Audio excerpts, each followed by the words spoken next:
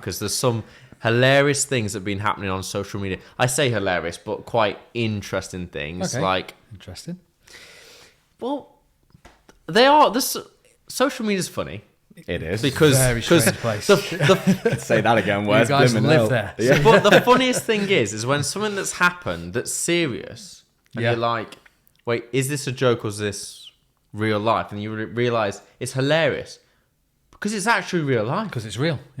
Somebody's None actually does done to it. a lot of things social media has. I'll tell you that. None And then does that to a other lot of fact that I things. saw, which was a bit scary, like seeing the human population growth graph, which I showed you last week. It was kind of like on another trajectory. What was it? I've got something wrote down here. The global human population reaches 8 million in mid-November in 2022. Do you mean billion? 8 billion. Sorry, 8 billion. A few people there, AJ. Yeah, half population's gone. COVID wasn't that bad. So 8 billion in mid-November of 2022 from an estimated 2.5 billion in 1950s. Like, when you absolutely insane. growth. Yeah. And there's that great website that shows like we are technically using like 1.7 times Earth's population, renewable goods, food, In terms like of fuel, fossil fuel. just everything. What the Earth can give. That's a bit scary. And then something else that I did see on social media. This is actually more of a serious one. I don't know if you've seen Well, this. actually, can I just jump on that? Because I just read something the other day briefly, and it was about they finally found a solution using AI and then nuclear reaction. They've finally created more energy than what they've put in to create the energy using AI. Apparently, it can calculate 300 times faster. So you mean like Iron Man with his little arc reactor? Yeah. I think I so picked it's up on just this. come up on this. Now, if I think that it's- comes into fruition... Might have been a presentation from an AI fund, to be honest. Because if that comes into fruition, that Yeah. will literally be life-changing for the world. But you know what will be life-changing for the world? Throw it at me. This will really be life-changing. Throw it at me. So this came out the other day. Which world? Wait, you're on about Elon Musk's Neuralink finally done a human trial? This is Social media again. No, this is for the American world. Wendy's plans to introduce surge pricing at its menus, locations, timing, demand. Yeah, so in I've seen 2025, Whoa, report whoa. from the Daily Mail, the CEO obviously talks about some enhanced features and suggesting selling things. But you know, like you get an Uber, you get a surge price. So say you're going to get your food from Wendy's, whatever you get. So between your surge lunchtime price. hours, your 5, 6 o'clock in the evening, you've doubled your price. But what's scary? Imagine if, okay, it's going to work. You know it'll work.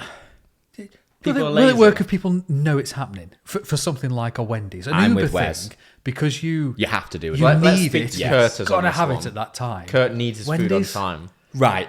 You'll have a choice, right? If Wendy's is the only thing in your location, 100% it'll work. People will still go to it. It's fast food and it's still cheaper than most restaurants.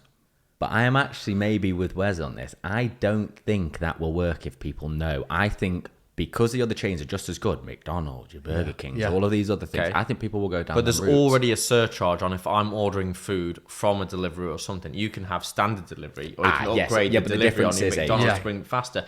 All they're doing is that, but in real time. But the difference is you sat at home, you press a Yeah. button, your food comes to you and it turns up. You don't have to drive to a restaurant. It's much more convenient, much more easy. So people don't mind paying a surcharge. I'll on them hit elements. another reason why it'll work again. Fast track. Go on. What? You go to Alton Towers, you go to your Disney, you pay more for... 100%.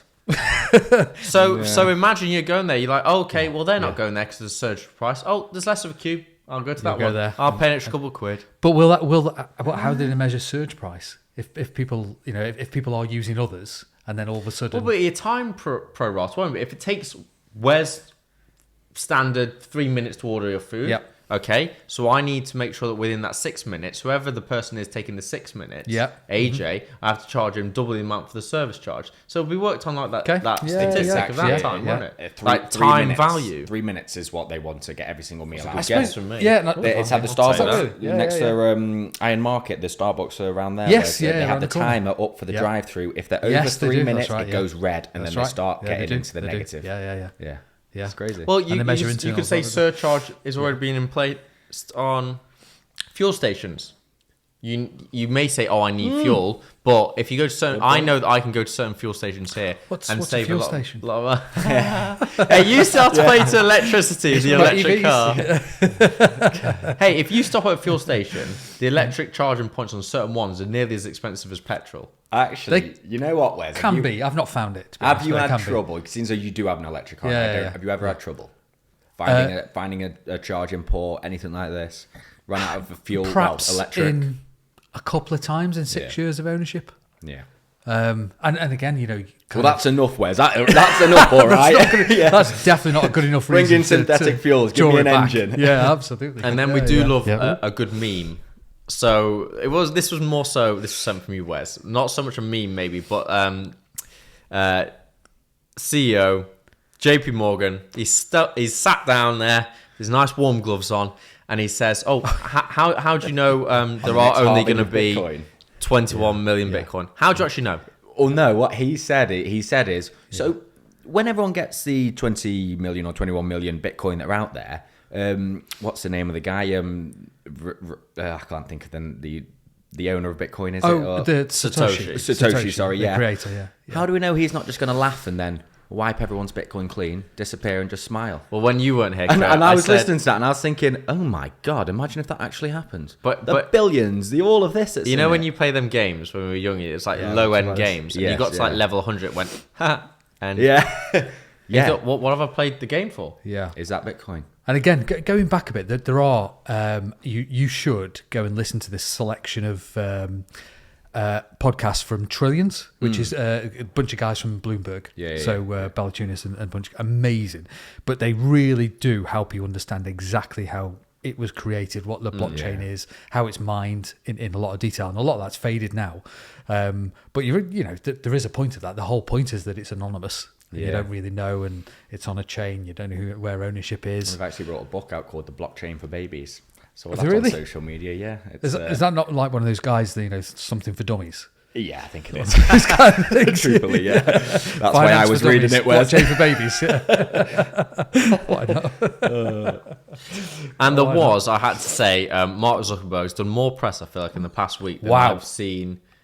Absolutely. Ever. And he even went into to get a takeaway and just wore his like Ray-Ban Meta glasses just to prove that they are good quality. But again, I think between he must have been, and I know obviously he's been very the video where he's literally sitting there talking about how much better Quest is than the Vision Pro.